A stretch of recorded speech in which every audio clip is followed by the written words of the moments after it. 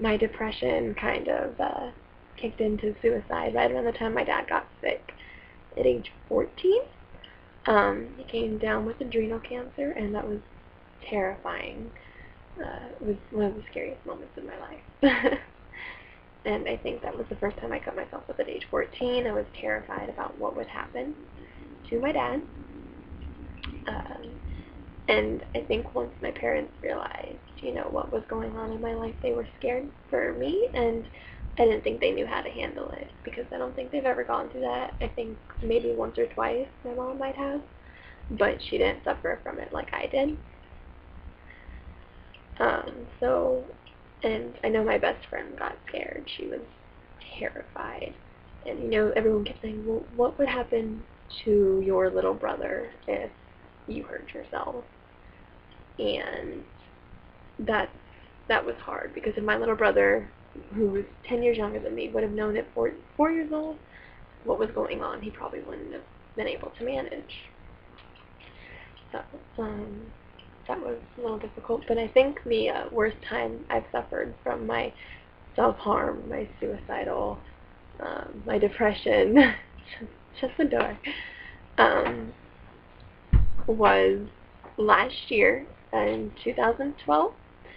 I was living with my then became ex-boyfriend's best friend, his girlfriend, my roommate's girlfriend, and I had a lot of problems there with them.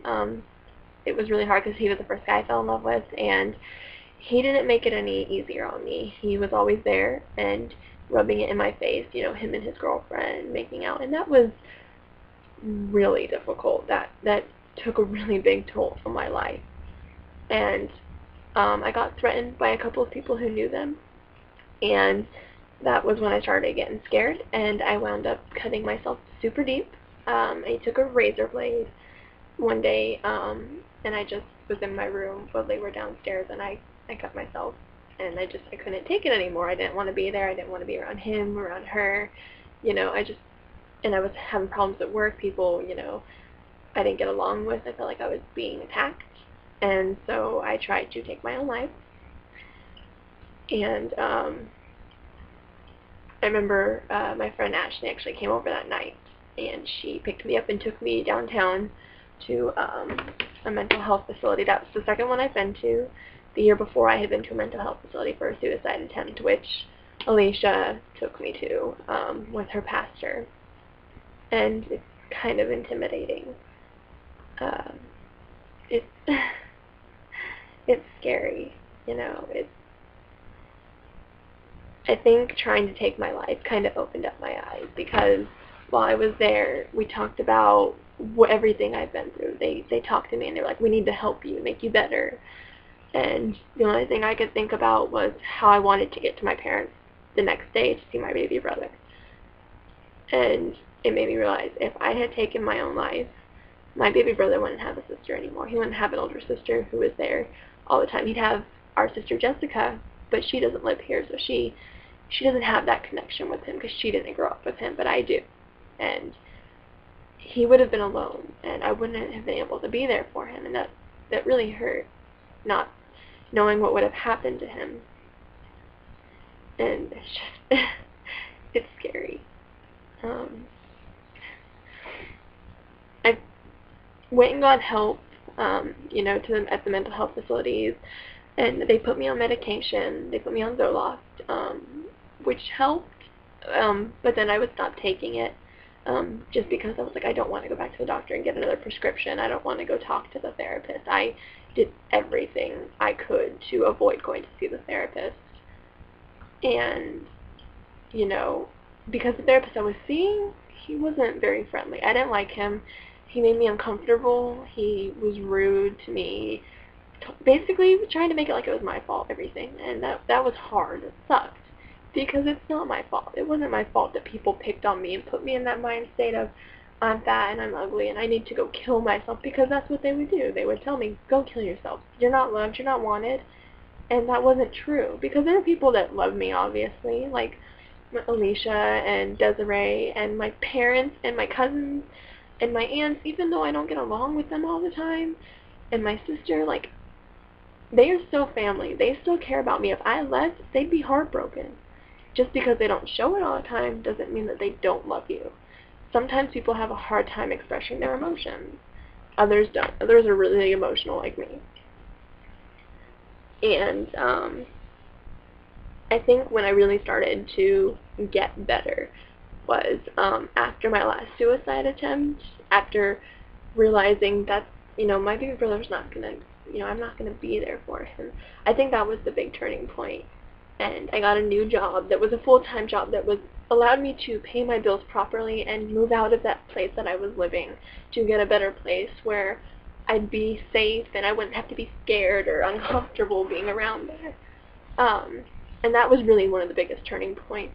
And I think moving on from that and having my animals really helped. I know it sounds kind of weird, and I'm probably going to sound like the crazy cat lady, but I have 3 cats, and I have 2 boys that I have had for a year and a half, and I have a kitten who I just got recently, and I also have a bearded dragon. And being around them, because the animals can sense when you're upset, and it's nice to know that they're there to care. And I've shared my story with my animals. It's weird, I know, but I've shared it with my whole family, my best friend. I've told a couple people at work. I'm not ashamed of it. I'm not embarrassed. It's what happened. It's normal, I went through it. People want to know, they're welcome to know. And I think what I'm most proud of in my life right now is my job. I love animals, and I miss working at the zoo, but having a full-time job, while I'm not in school, and a lot of people my age are going through school, I have my own apartment, and I still ride the bus. I don't have a car, but I live alone, and I pay my own bills, and I am independent, and I think that is my biggest accomplishment, and it makes me feel a lot better knowing that I achieved that. I am there. I'm good to go, and just need to get to school and have a car and all that. And I think what I'm happiest about, oh goodness, I'm happiest that I didn't kill myself. I'm glad I didn't. I'm happy to be where I am right now. And I think what's changed for the better,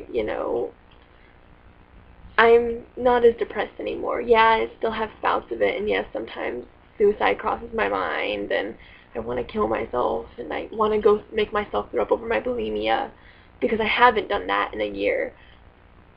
But overcoming that is a big deal. It's a big deal if anybody does it. It shows that, you can accomplish things if you really put your mind to it, which it changed me for the better, because I'm healthy, and, I don't have scars on my wrist. People don't question me, what's going on. And it's good to know. Being able to go to Vegas to see my godson before his first birthday.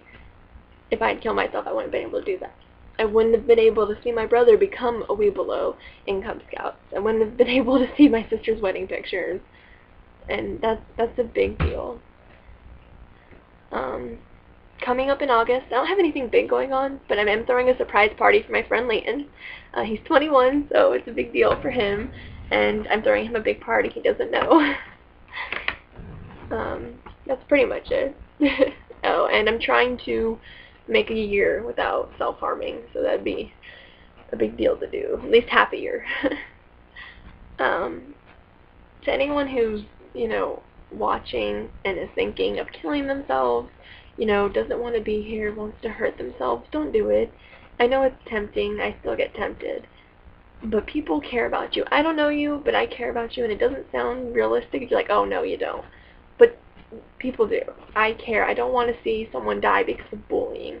Because guess what? People that are bullying you, they just wish that they could be you. They wish that, they want a better life. They might be struggling through the same thing. They might be bullying you out of spite. They might be bullying you because they're getting abused. Don't take things personally, because I promise you, you are a good person, and you will make it, and it'll be okay. And if you need help, go get help. Go to a doctor. They will, I promise they'll help. But that's about it. So